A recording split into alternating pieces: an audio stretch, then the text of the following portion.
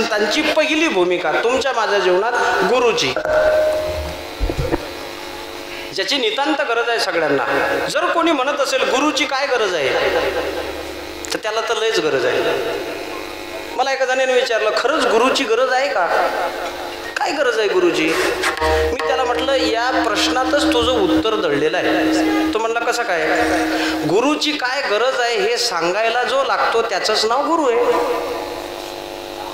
ज्याला प्रश्न पडलाय ना गुरुची गरज काय आहे हे सांगणारा जो लागेल ना त्याचंच नाव गुरु आहे. आणि जे कळत नाही ते सांगणारे जे असतात त्याचं नाव गुरु आहे. आपल्या जीवनाचा सविस्तर विचार केला तर आपल्या जीवनाचा आधार, ज्याला कर्णधार म्हणतात, तुमच्या पाठीचा जो मणका आहे ना हा तुमचा कर्णधार आहे. कर्णधार म्हणजे काय? कॅप्टन. कॅप्टन कॅप्टन कळतं ना रे? कशात असतो कॅप्टन? वर्गात असतो तो कॅप्टन. आणि क्रिकेटच्या टीम मध्ये असतो तो अलग कॅप्टन. वा, झाला खर्च वसूल झाला. पिवळ्या गाडीचा जेवणा खावणाचा खर्च वसूल झाला. त्याला म्हणतात कर्णधार. म्हणजे आपल्या घरचा कॅप्टन आपली आई असू शकते, बाबा उपकॅप्टन असतात. ते फक्त बाहेर सांगतात माया म्हणल्याशिवाय काहीच होत नाही, पण विचारल्याशिवाय काही करत नाहीत. म्हणून घरचा मूळ कॅप्टन आईच असते प्रत्येक ठिकाणी. तसा तुमच्या माझ्या मनक्याचा मनका जो पाठीमागचा आहे हा तुमच्या जीवनातला कर्णधार आहे, कॅप्टन आहे. हात सोडला तर तुमचं जीवन नाही. तसं मानवी जीवनाचा कर्णधार म्हणजे कॅप्टन जर कोण असेल तर ते संत आहेत, ते गुरु आहेत. आणि तो गुरुची महती काय आहे जीवनात? ते एक प्रसिद्ध श्लोक आहे, गुरुर ब्रह्मा गुरुर विष्णू गुरुर देव महेश्वरा. गुरु साक्षात परब्रह्म तस्मै श्री गुरुवे नमः. त्यांच्या 3 भूमिका आहेत. नव्या सृष्टीचा जनक असतो ब्रह्मा.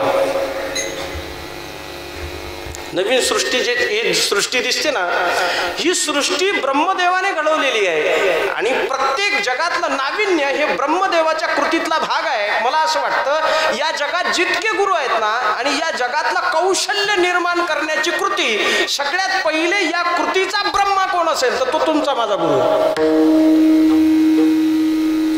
आणि गोस्वामीजींचं स्पष्ट प्रमाण आहे, गुरु बिन भवनिधी तरही न कोई, शिव बिरांची शंकर की न होई. शंकर जरी इथं आला, ब्रह्मा जरी इथं आला, विष्णू जरी इथं आला, तरी इथून तरुण जाण्याचं ज्ञान गुरु शिवाय कोणी सांगणार नाही. गुरु कर्णधार करावाच लागतो का? नितांत करावा, पण थोडी तावून सलाकून करावा, काही करू नये. मी नेहमी म्हणत असतो, गुरु करण्यापेक्षा ना एक उत्तम चांगला शिष्य होणं आधी गरजेचं आहे. तुम्ही उत्तम शिष्य व्हा, गुरु शोधत येतो, तुम्हाला शोधत येतो. पटलं नसेल तर उदाहरण देऊन सांगतो साहेब. आंबा ज्या वेळेला पाळाला येतो ना तेव्हा पोपटाला निमंत्रण द्यावं लागत नाही का? माझ्यातला रसा आस्वादन करण्यासाठी हे पत्र पाठवतो तुम्हाला, व्हॉट्सअपवर मेसेज केला काही येता म्हणून नाही. आंबा पिकला रे पिकला का तसा जसा पोपट येत असतो. आणि आपण उत्तम शिष्य झालो रे झालो की गुरु आपोआप चालत येत असतो. आतापर्यंत अधिकारी शिष्यांना अधिकारी गुरु मिळाले, आणि शिष्य जेव्हा अधिकारी होता तेव्हाच त्याला गुरुही अधिकारी भेटला. आणि झालं काय? जगात क्रांती झाली. जगातली सगळ्यात मोठी क्रांती जर काय असेल, मी नेहमी म्हणत असतो, या महाराष्ट्राला काही स्वप्न सुद्धा सोनेरी पडले. या महाराष्ट्रातले स्वप्न फार सुंदर आहेत. साधा स्वप्न पडलेलं स्वप्न माणसं मानत नाहीत. ज्ञानोबराय सुद्धा म्हणतात, जागता जवळ अशी जे मनी भावना भावी जे डोळा लागत खेव देखीजे त्याची स्वप्न. स्वप्न म्हणजे काय? दिवसभर मनात होतं, झोपल्यावर त्याचा सगळं आभामंडल आपल्या पुढे आलं, ते काही राहिलेले अर्धवट काम. मग वावरात साप दिसला,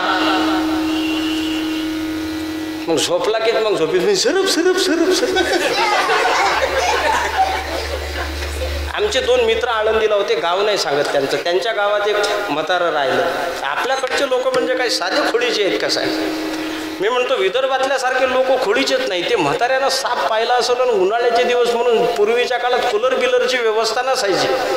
पण ते आपल्या निंबाच्या झाडाखाली त्याने आपली खाट लावली आणि ते झोपलं. तर दुपारी 2 वाजता त्याला स्वप्न पडलं, सरप सरप सरप.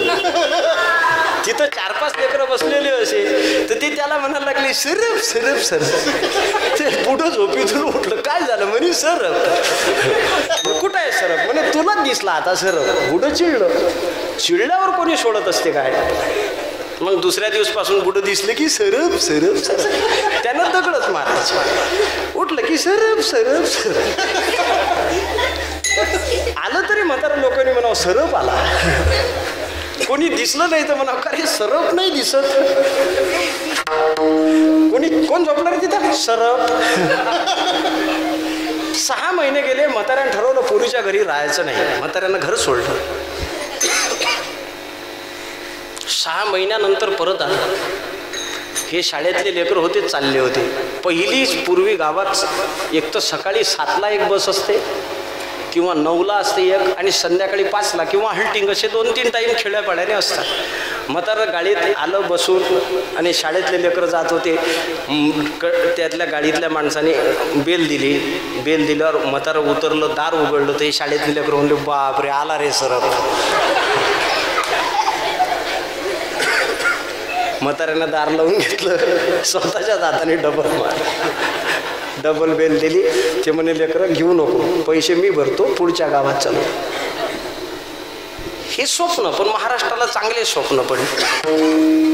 महाराष्ट्रात एक स्वप्न असं सुंदर घडलं पा. कदाचित तुकोबारायांना स्वप्न साक्षात्कार झाला नसता तर या महाराष्ट्राला जगद्गुरू मिळाला नसता. महाराष्ट्राला जगद्गुरू मिळाला त्याला कारण एक स्वप्न आहे.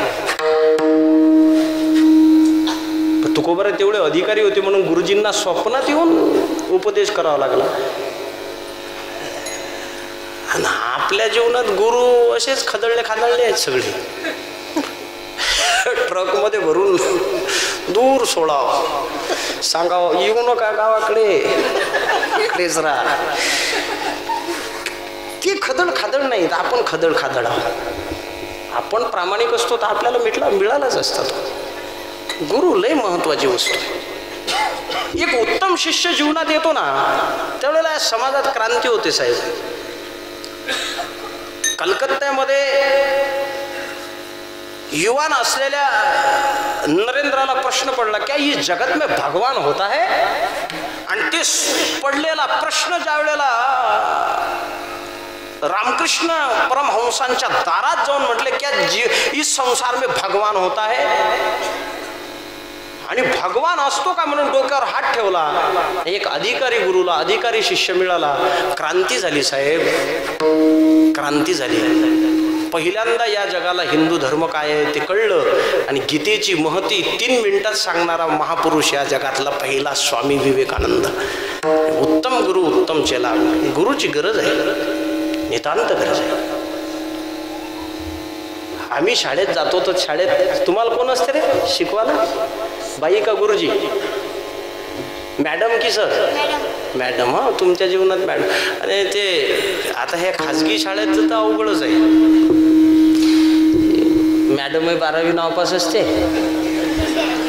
3000 पगार, मेकअप 50,000चा. मला अजून कळलं नाही समीकरण काय. आमच्या शेजारी सरकारी शाळेतल्या बाई राहतात. दुपारी निघाल्यावर असं वाटत नाही त्या मास्तर आहेत म्हणून, कारण घाई एवढं साऱ्या घराचा स्वयंपाक करा. आणि ते असंच आपली साडी घेतली, ते परस घेतली का भांग नाही करत बिचारी. टिकली कपाळाला लावली न लावली 1,20,000 पगार घेते महिन्याला. पगार 5,000, मोबाईल 1.5 लाखाचा, घड्याळ 25,000ची, मेकअप 3,500 रुपयाचा. पुरते कसं? तुम्ही शाळेत जाता तर तुम्हाला कसं शिकवतात रे ते? आम्ही लहानपणी आम्हाला घोगरे मॅडम होत्या, आता नसतील त्यावेळेस त्यांचं वय झालं. तर मला अजून कविता आठवते. अंगणवाडीत पाठवत होते मला घरचे, तर मग कविता होती. आबाळ वाजले डरावडूम, वारा सुटला सू सू सू. आणि मग आमच्या मॅडम आम्हाला नाचून दाखवते. आबाळ वाजले डरावडूम, वारा सुटला सू सू सू. खरं सांगा, त्या शाळेतले जे गुरुजी शिकवतात हे सगळं त्यांना येत नाही का? फळ्यावर शिकवतात ते, मग ती काऊन शिकवून दाखवतात तसं तुम्हाला? शाळेत कविता असतील ना, ते नाही का रे, एटिंग शुगर हे काय आहे ते? डॅडी डॅडी काय काय सांग तुला येत नाही? मग तू लहानच नव्हता एवढा झाला, तोच लहान आहे, तुझ्या जीवनातून गेलीच नाही ती. कोणची कविता आहे ती? नाही रे, आबाळ वाजल्यावर काय ले माया लहानपणात जातं, एवढा लहान नको. ते इटिंग शुगर नो पप्पावाले. जॉनी जॉनी जॉनी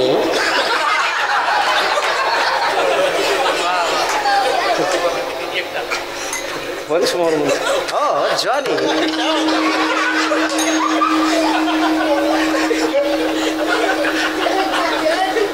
जॉनीचे पप्पा म्हशी माग.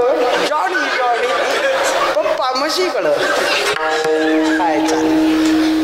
पण ते शाळेतले गुरुजी नाचवले जॉनी जॉनी इटिंग शुगर.